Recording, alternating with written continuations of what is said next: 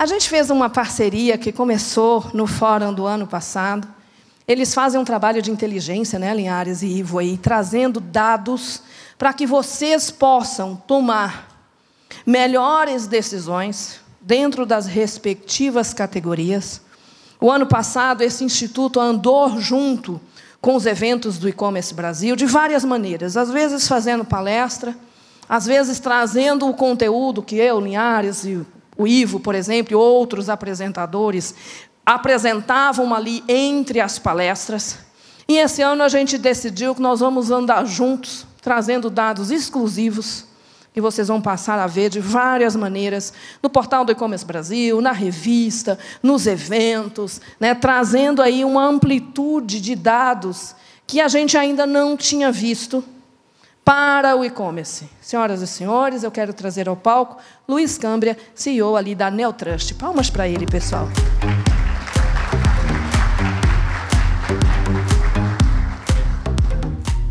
Obrigado, Vivi.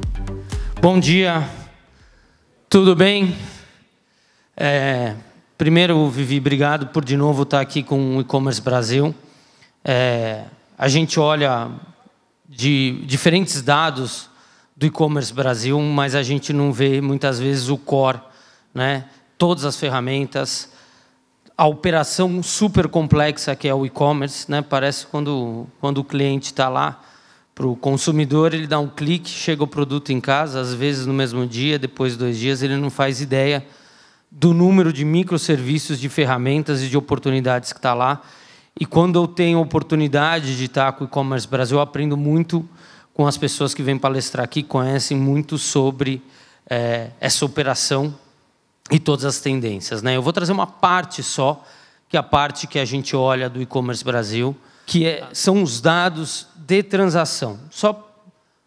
Só para que vocês conheçam um pouco do nosso trabalho, a gente faz parte de um ecossistema chamado Conf. Existem algumas unidades de negócio lá. Existe aplicativo B2C, existe a parte de trocas e devoluções, que é After Sale, existe a Social Soul, antiga Lomadi, e existe a Neotrust, que está olhando essa parte das transações de dados e, a partir dos pedidos, classifica essas informações para que a gente obtenha esse tipo de inteligência. Como a Vivi falou, existe uma amplitude grande, uma profundidade grande de dados. Afinal de contas, você compra tudo no e-commerce. Você compra desde de um carro, hoje em dia, a qualquer colher ou artigo, utensílio doméstico com valores bem pequenos, ou prego, ou o que for.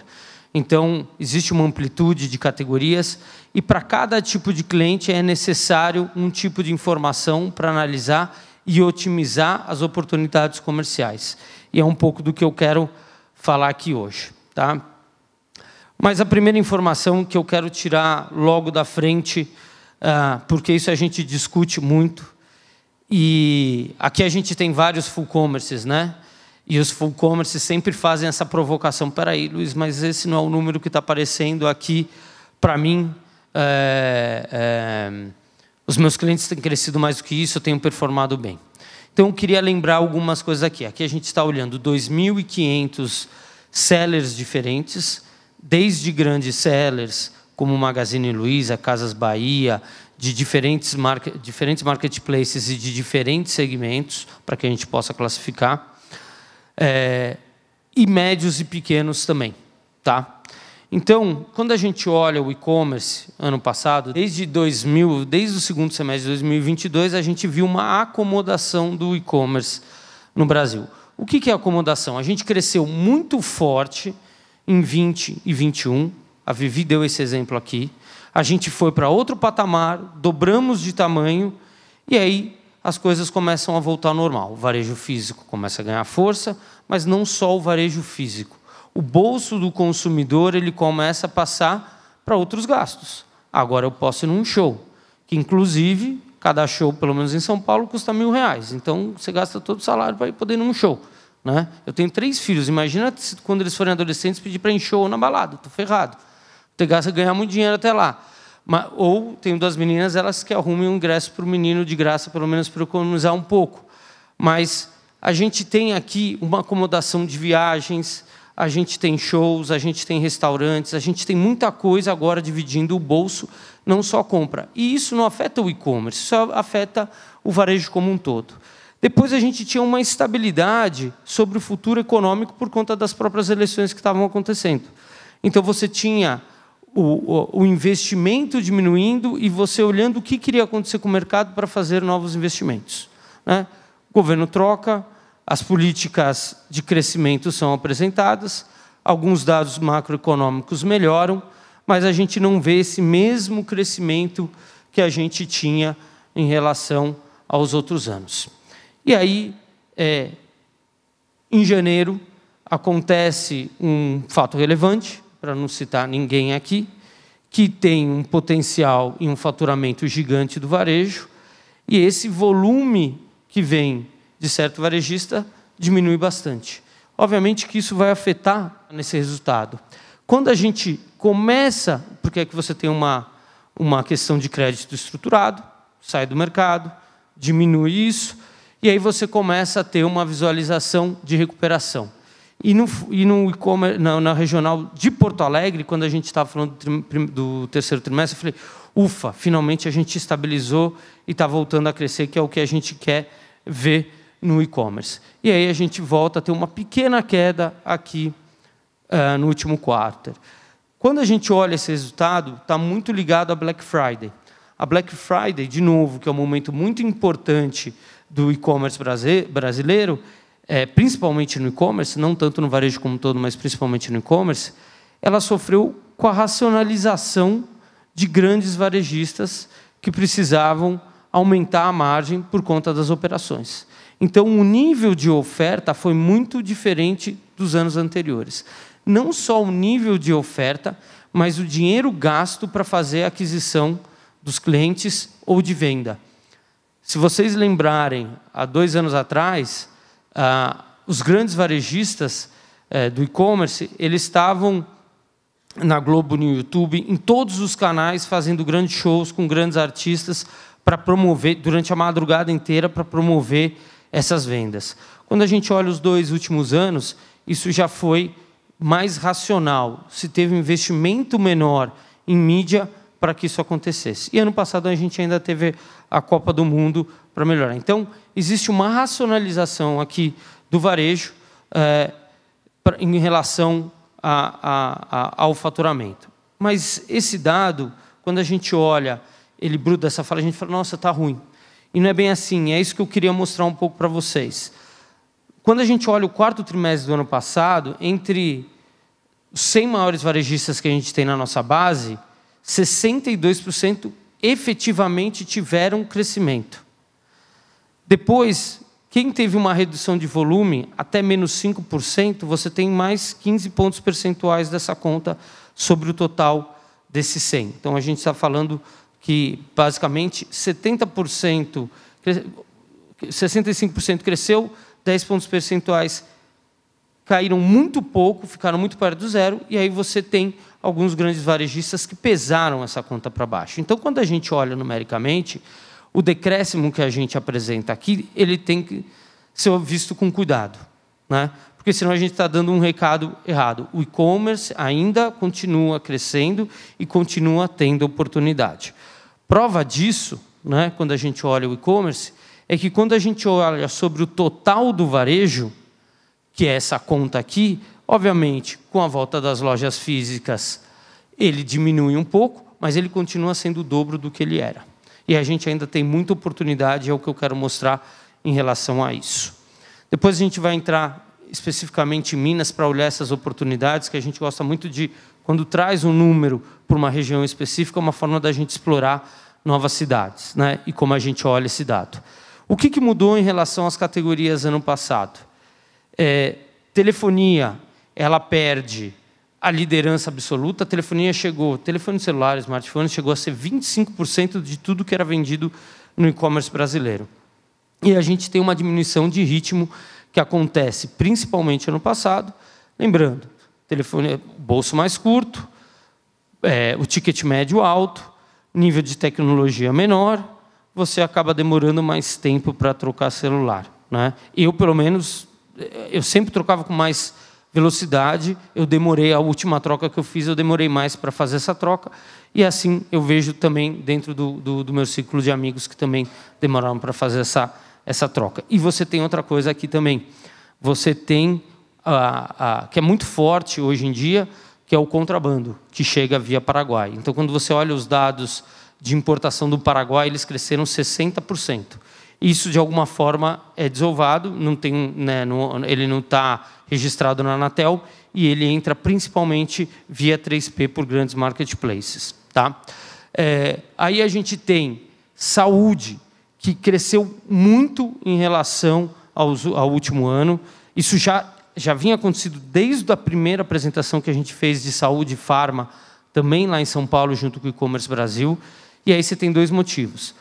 Categorias como vitaminas, suplementos, crescendo muito forte, e o investimento das farmácias se tornando marketplaces, ganhando maior penetração, entendendo como funciona o consumidor na ponta, a própria digitalização da receita para a compra de remédio ajuda muito esse crescimento. Então, a gente vê ganhando, e hoje é a segunda categoria, chegou a ser a segunda categoria mais importante em algumas regiões, e ela fica hoje, é a terceira só atrás de beleza e perfumaria. Então, a gente vê esse crescimento. E a outra, que a gente vê forte também, já vem nos últimos 3 anos, é pet shop, que também tem crescido muito forte, até por conta da digitalização de grandes varejistas do segmento. E aqui, quando a gente olha, isso eu estou falando em número de pedidos. Quando eu olho em faturamento, eletrodomésticos, então, telefonia, que perdeu essa participação, e eletrodomésticos, que foi muito bem ano passado, principalmente na Black Friday, né? E a gente vai ver um pouco do motivo por que isso acontece. Olhando as regiões, Sudeste ainda representa quase 60% do faturamento. Quando a gente olha o dado do primeiro trimestre do ano passado, era 61%, ela caiu. O Nordeste voltou a crescer com mais força, principalmente no quarto trimestre, por um set de categorias específicos. O Norte mais estável, e aí Centro-Oeste e o Sul crescendo um pouco menos do que as demais, sendo uma performance um pouco melhor. E aqui o ticket médio que a gente tem nas diferentes regiões, obviamente que o frete pesa aqui quando a gente está falando do Norte, por conta da operação logística. E aí, um dado que eu queria trazer para vocês, 1P e 3P, né? Então, a divisão da venda feita quando só considerando marketplaces, aqui só lojas de marketplace, com 3P com uma importância grande. A gente tem aqui 39%, ele estava crescendo, ele teve uma pequena diminuição no quarto trimestre, mas ele continua sendo importante. Mas aqui tem uma coisa importante que a gente vai colocar esse ano no painel, que são os dados do Mercado Livre. E aí, quando a gente olha a 3P, isso também cresce bastante. Tá? E isso é importante, porque o Mercado Livre ele foi importante para o crescimento no ano, e ele não está refletido nos números. A gente faz uma estimativa da Amazon, mas a gente não coloca os números ainda no Mercado Livre dentro do nosso painel. Isso vai acontecer ao longo deste ano, para a gente ter uma mensuração mais completa. E aí o que a gente vê que isso para eletrodomésticos é muito mais importante, quando a gente pega só a categoria de eletrodomésticos, é o D2C indo muito forte para o mercado, principalmente via 3P. Então, a gente está vendo uma movimentação de diferentes categorias, mas eletrodomésticos e eletrônicos, muito forte, operando via D2C, ou lojas próprias, ou via 3P, e crescendo essa participação. Então, e a gente vê que isso que começou muito forte no eletrodoméstico, saindo para outras categorias. Então, é uma tendência que a gente tem que olhar, e que é uma competição um pouco diferente, uma vez que você tem grandes varejistas fazendo muito volume para algumas categorias, porque eles compram o estoque para vender, mas, ao mesmo tempo, estão concorrendo com o D2C. Então, essa é uma briga difícil de se encaixar com o sortimento e por aí diante. E aqui, entrando já dentro do Sudeste, para a gente olhar especificamente Minas Gerais, eu queria destacar a maior participação de São Paulo, mas Minas Gerais ele tem uma coisa muito diferente em relação aos outros estados, que é o interior pesando muito no percentual dos pedidos feitos, né? Então, quando a gente olha Belo Horizonte, a gente está falando de mais ou menos 2.200.000 habitantes, para 24 milhões, se eu não me engano, no total do Estado. A gente está falando de mais ou menos 10%. Obviamente, por conta da renda de Belo Horizonte, ele, apesar da participação ser menor, ele ganha força. A gente vai ver num outro slide. Mas aqui a gente tem uma coisa, né? Minas Gerais é um estado muito grande, com um número de municípios gigante e com, às vezes, a distribuição complexa para chegar em algumas regiões do estado. Então, a gente tem um potencial muito grande ainda a ser explorado para melhorar o número de pedidos, principalmente no interior. E a gente vai mostrar um pouco desse dado aqui também. Quando a gente olha, aqui a gente está fazendo a comparação do Brasil, região Sudeste, Minas e Belo Horizonte, e o que eu queria destacar aqui, quando a gente olha Minas Gerais, ele está em linha tanto com a população quanto com o PIB.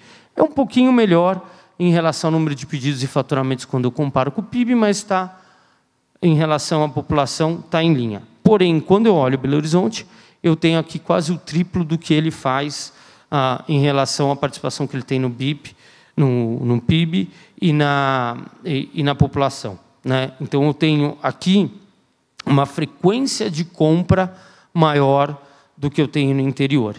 E isso acaba refletindo, só para eu fazer uma comparação, já que eu estou entrando em Minas, só para vocês verem que a curva é muito parecida de Minas Gerais com o Brasil. Não tem nenhuma grande novidade aqui. Ele estava em linha com o crescimento que o restante do país estava apresentando. Aqui a gente também vê o faturamento mês a mês, só para a gente ver que ele está contínuo. Ele não está... Quando a gente olha 22, é que ele estava caindo, e este ano ele ficou muito mais... a tendência mais plana. Quando a gente olha... essa oportunidade ela é para todo o território nacional. Mas quando a gente olha em Minas Gerais especificamente, aí de novo o interior, a gente tem uma oportunidade muito grande dentro do e-commerce. Quando a gente olha o semestre, então estou pegando, a gente consegue saber, a gente tem lá um usuário único para todos os pedidos que é feito, a gente consegue saber quem é o usuário único. Obviamente eu não tenho CPF, mas eu tenho ele rasteado para poder acompanhar o ciclo de vendas dele. E aí, quando a gente olha no último semestre, 35%, né, dos clientes só fazem um pedido no semestre inteiro. Aí você tem 27% que faz de 2 a 3 pedidos e mais de 3%, 37% da população, mas que representam 80% do volume feito em pedidos e 72% em faturamento. Então, obviamente, a gente tem uma concentração muito grande. Mas, uma conta rápida, se a gente aumentasse essa média de 1 pedidos para 2 pedidos aqui, a gente teria 8 bilhões colocado para dentro do e-commerce brasileiro. É muito grande a oportunidade para transformar a vinda do consumidor no seu carrinho, ou aumentar, ou vir mais vezes, ou aumentar o número de itens comprados. Porque o número de itens comprados aqui, ele é de 1,3. Então, eu faço poucas compras e compro pouco ainda dentro do e-commerce quando a gente olha a maior parte da população brasileira. Então, ainda existe uma oportunidade muito grande de trazer consumidores que estão na loja física para dentro do e-commerce, tá? E esse é o principal recado que eu queria dar. E aqui, quando a gente olha Minas Gerais, ele ainda tem um gap maior, ou seja, ele tem uma maior oportunidade de crescer o número de pedidos. Se 1,3 é no Brasil, a gente está falando de um item, 1,08, alguma coisa bem pequeno, de itens dentro do carrinho por compra. Ainda é muito baixo, principalmente por causa do interior de Minas Gerais. Só que aí, quando vai para o interior de Minas Gerais, você tem um custo maior, você tem R$ 509 o ticket médio. E aqui eu já estou desconsiderando o frete. Ou seja, o produto ele está aproveitando muitas vezes para comprar um produto mais caro, e porque ele está comprando geralmente eletrodomésticos aqui, porque é o produto que ele consegue estar mais maduro, e está deixando de comprar um sortimento muito maior que ele poderia estar comprando. Então, de novo, a oportunidade aqui. E aqui eu só queria mostrar a diferença dos canais para os diferentes, os canais que vendem, que são especializados em relação ao Brasil e Minas, né? Principalmente departamento. Departamento a gente está falando basicamente de marketplaces. Então, em Minas, a gente tem uma adoção desse canal maior do que o próprio mercado tem em outras regiões. Tá? E quando a gente olha de categorias, também está muito em linha com o país. O que eu vejo de diferente é saúde, que tem uma participação um pouco menor, mas também tem crescido bastante, e eletrodomésticos, que foi ainda maior aqui. Quando a gente está olhando eletrodomésticos, a gente está colocando nessa análise específica ar e ventilação. E ar-condicionado, ano passado, foi uma categoria que chegou, quando a gente olha perto da Black Friday, que teve uma das ondas de calor, a gente, olhando no dado diário consolidado do mês de novembro, chegava a crescer 170%. Demanda alta, a gente com problema de seca, inclusive na região norte, então transportar os produtos estava mais difícil, então você tinha uma oferta menor para uma demanda maior. Então, também se aproveitou para aumentar o preço e ter uma margem melhor, né? E, obviamente, Minas Gerais, principalmente o norte de Minas, tem um crescimento maior sobre isso. E aqui a importância da gente ter os dados, e quando a gente olha o e-commerce, uma das coisas mais importantes do e-commerce são as ferramentas que tem e poder segmentar os consumidores para fazer ações como um raio laser. Então, quando a gente olha o dado, eu tenho até o nível CEP, porque eu tenho o CEP que foi enviado àquele pedido específico. Quando eu olho as cidades, eu vejo oportunidades, que eu estou pegando só de Minas Gerais, né? E cidades com faturamento acima de 3 milhões, porque a gente, senão ficava variações muito grandes, porque são cidades menores. Mas a gente vê taxas de crescimento em algumas cidades muito grandes e algumas com uma diminuição grande. Aqui, de novo, por conta de e-commerces específicos, fazendo com que isso caísse. Ou seja, alguns e-commerces, por conta de mídia, movimentavam essas cidades e criavam demanda. Tá? Isso, cada uma dessas cidades tem um perfil específico do que vai comprar, do tipo de categoria, do perfil socioeconômico, demográfico e assim por diante. É difícil operar, quanto mais granular, mais difícil operar, porque você começa a ter uma quantidade de dados muito grande e decisões para ser feitas. Se torna inviável. Mas existem exemplos, por exemplo, de grandes clientes nossos que olham nas grandes cidades, a nível CEP, para controlar tanto a mídia digital como a mídia out of home. Então, sabendo nos CEPs que eles estão bem posicionados, eles não precisam investir tanto, eles tiraram propaganda out of home e colocaram um investimento, porque você consegue fazer por IP, né, dividir a região da cidade, investir mais em regiões específicas onde eles estavam perdendo participação e colocar produtos de combate naquelas regiões que eles estavam perdendo. Então, é difícil? Mas é viável e isso melhora muito o ROI que você tem no investimento de mídia também. Tá? Então, esse é um exemplo. E aí, está terminando o meu tempo, e eu só queria trazer uma coisa importante que a gente vem falando desde o ano passado. E quando a gente olhava a taxa de crescimento do Pix, ela diminuía muito forte e ela voltou a crescer um pouco. Então, eu imaginava que o Pix estaria mais estabilizado até o final do ano passado, e o que a gente vê é que ele continua tendo um crescimento sobre o total das vendas. Então, continua sendo uma forma de pagamento importante, principalmente quando a gente está olhando em números de pedidos. Quando a gente está olhando em faturamento, isso é um pouco menor, porque você tem categorias maiores, mas com ticket médio mais caro, que aí você precisa comprar no cartão de crédito para fazer o pagamento parcelado, apesar que você já tem soluções de pagamento que dividem no Pix também. E, às vezes, a gente se engana dentro da estratégia, porque você imagina que produtos muito caros vão ser comprados parcelados. Eu estava olhando os dados do lançamento do iPhone 15 Max Pro, R$13 mil. Quando a gente pega, a gente tem um dado dia a dia, quando a gente pega as 2 primeiras semanas, os dados, quando a gente olha os dados de compra, 79% foi pago à vista. Por quê? Porque são os trendsetters, quem tem dinheiro e quer a novidade vai pagar o que for e não precisa dividir. Então, às vezes, a gente também tem que considerar a necessidade do consumidor para o momento que a gente está fazendo esse lançamento. Isso também muda o que eu ofereço, o que é realmente importante para o consumidor. Por que eu estou falando isso? A Apple colocou muito dinheiro dentro das telefonias para vender parcelado, principalmente produtos mais caros.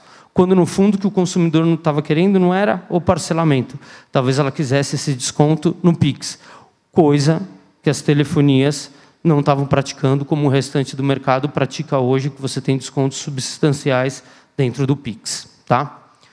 E aí, o último slide aqui, tem 1 minuto e 30, que é muito importante a gente ver sobre essa racionalização do varejo, é a questão do frete grátis, né? A gente já vem acompanhando desde 2022, na verdade, logo depois da Black Friday, a gente vê a diminuição do frete grátis, ou o percentual que é vendido sobre frete grátis. O frete grátis é um custo, o frete é parte do custo de vendas. De alguma forma, isso é uma promoção para fazer a aquisição do cliente, e isso tem diminuído exatamente para poder melhorar as margens. O que acaba acontecendo, que não está aqui, mas eu posso falar, é que aí o preço médio do frete também diminuiu, porque uma vez que você está cobrando de mais pessoas, você consegue diminuir para o cliente esse frete médio. Então, o consumidor cada vez menos está vendo frete grátis. Tá? E isso é importante para saber, preciso realmente dar frete grátis para esse item ou não? O meu preço total, porque frete faz parte do preço total do que está na cabeça do consumidor, principalmente dentro do e-commerce, quando ele está olhando a parte de entrega. Então, preciso realmente dar frete grátis ou preciso fazer outro tipo de promoção para fazer a aquisição desse cliente, uma vez que eu tenho uma menor competição aqui? Tá? E aí o frete médio de Minas Gerais muito parecido com o total do Brasil, e é claro que isso muda para cada uma das categorias. Tá? Mas, resumindo tudo isso que eu falei, até porque zerou meu tempo, o e-commerce ele teve um rápido crescimento, ele está estável. Por favor, considerem isso além dos números. Existem muitos e-commerces crescendo. Alguns poucos e-commerces com volume grande afetaram esse crescimento durante esse ano. Né? A participação do Sudeste e Minas Gerais muito ligada ao interior, beleza, perfumaria, pet shop, eletrodomésticos se destacando. Então, olhem com muito carinho saúde, que deve continuar crescendo nos próximos períodos, tanto a categoria quanto o canal Farma. Né? A questão do que eu falei de Belo Horizonte ainda continua sendo onde você consegue ganhar mais dinheiro mais rápido, por conta do poder aquisitivo. Né? E aí, o interior do estado, que oferece um crescimento, principalmente do número de pedidos que podem ser feitos para aumentar a participação através do estado. Era isso. Eu falei super rápido um monte de coisa, mas eu espero ter deixado alguma informação valiosa para vocês, né, dentro desses 25 minutos que a gente teve junto, para vocês tomarem alguma decisão ou repensar no negócio de vocês. Super obrigado pelo tempo. Luiz, pode ir. Pedro. Muito obrigado, Luiz. Pessoal, perguntas, Luiz? Fica aí que a gente tem uma perguntinha aqui. Alguém tem alguma pergunta? Aproveitem. Eu vou começar, Luiz. Quando você fala de boleto, eu tenho até arrepios. Quem toca e-commerce sabe que boleto é um negócio, né? Você trava ou não trava estoque, aí tem ruptura, o cara não paga, tem que liberar o estoque depois. E aí o que eu vi é que o boleto sai de 14% em janeiro de 23 para 7,6% ali em dezembro de 23. Você quer voltar na apresentação? Não, mas eu anotei falou aqui, os números já aqui. A pergunta, Luiz, assim, você entende que essa queda de 50% ela vai continuar, ou seja, a gente vai sair de 3 para 1,5, em algum momento o boleto some, ou tem especificamente alguma categoria, né, alguma vertical onde o boleto ele é mandatório, né, que você não consegue tirar o boleto? Por exemplo, recentemente, eu sempre achei que o cheque tinha morrido. Eu também. Quando você vai construir casa, tudo na construção civil está baseado em cheque. Né? Então, o que sustenta muito o cheque é esse mercado. Fala um pouco do boleto. Quando a gente olha na maior parte das categorias, teve um decréscimo geral. Né? Quando você olha para uma operação de e-commerce, se eu tivesse um e-commerce, infelizmente eu não tenho, mas se eu tivesse, a última coisa que eu queria ter é boleto. Você sabe da lenda urbana. Existe uma lenda urbana, não sei se vocês sabem, que numa Black Friday, um grande varejista foi lá e saiu comprando e gerando boleto dos concorrentes para bloquear estoque, para segurar as vendas deles. O boleto, com 2 dias para ser pago, é ruim para a previsão, é ruim para a operação, é ruim para todo mundo hoje, além de você ter que pagar o custo do boleto.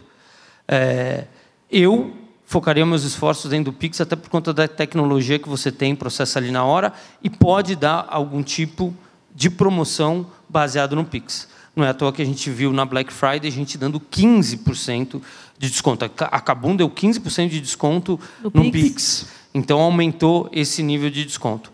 Eu não teria mais o boleto. Talvez exista alguma categoria, que agora não recordo, que possa ser importante, como você falou. Eu, quando reformei minha casa, marcenaria, compra do telhado, era tudo no cheque. Legal. Pergunta aí, você tem alguma aí das coisas? Pergunta do público? Vamos. Tem uma aí? Ok, por favor. Nome, se não for de Belo Horizonte, da cidade, seria legal falar. Olá, meu nome é Rafael, sou de Uberaba, Minas Gerais. Aê! Prazer estar aqui novamente. Bem-vindo.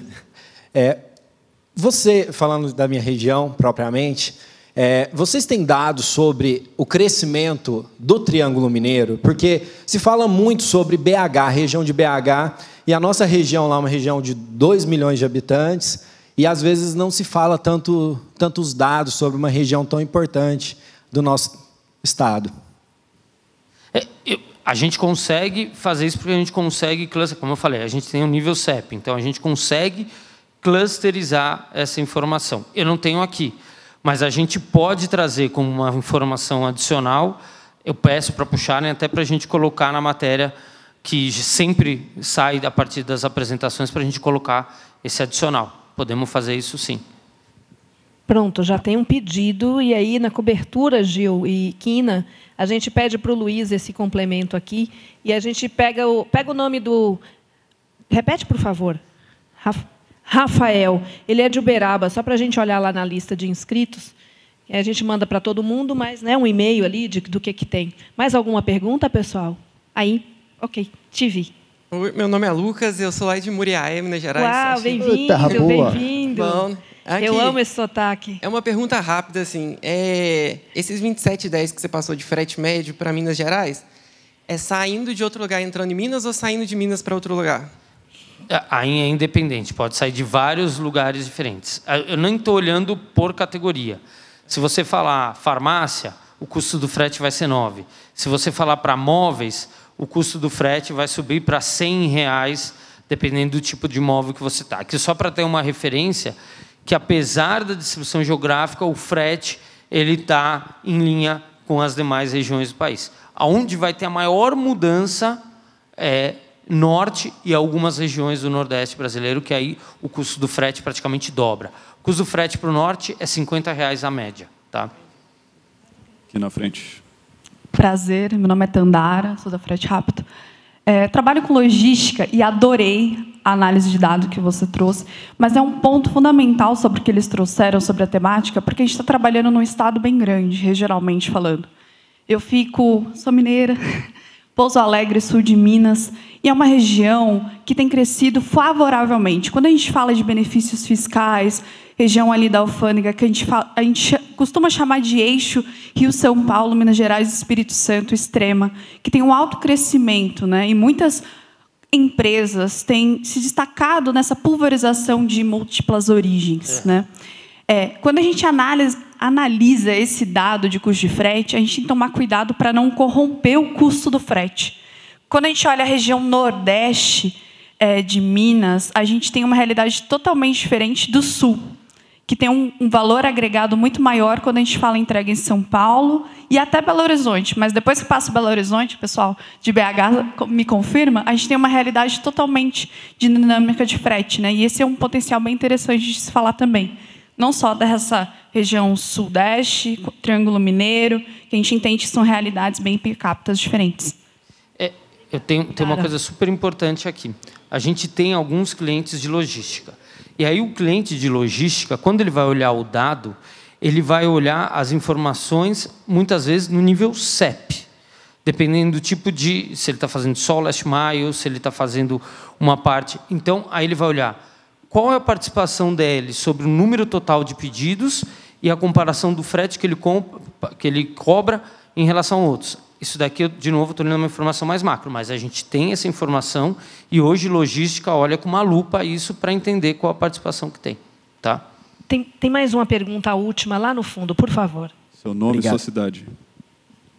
Oi. Bom dia, Leandro, governador Valadares. Bom, queria saber... Bom dia. Sobre o interior de Minas, a participação dele, queria saber o seguinte, se você tiver esse dado.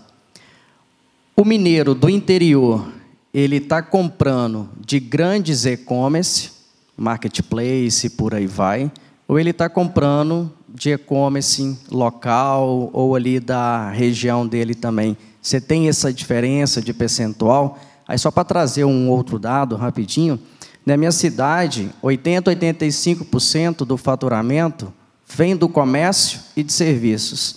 E a gente percebe uma dificuldade muito grande do pequeno de se digitalizar, de ir para o e-commerce e, consequentemente, enfrentar os grandes players, né? Então, por isso que eu queria ver se você tem essa informação do percentual. O quanto que o interior compra, né, do e-commerce ali da região e do grande. Obrigado. Eu não sei o quanto vem, porque você tem... A maior parte vai ser grandes, como a gente olhou os departamentos, que são 48%. Daqueles que não são departamentos que a gente está olhando, por exemplo, farmácia, eu não consigo determinar se é local ou não. Tá? O que eu provavelmente vou falar pelas integrações de dados que a gente tem é que a gente se integra geralmente com clientes maiores. Então, pode ser que eu não esteja pegando uma parte do pequeno varejo aqui. Mas, com certeza, o que a gente vê dentro de outras informações que a gente tem, os grandes, eles têm uma participação maior sobre o total das vendas que vão hoje para o consumidor. Está virando uma briga de peixe grande, né? Obrigado. Obrigada, Luiz. Obrigada, Linhares. Obrigada, Pedro. Palmas para o Luiz, por favor. Obrigado.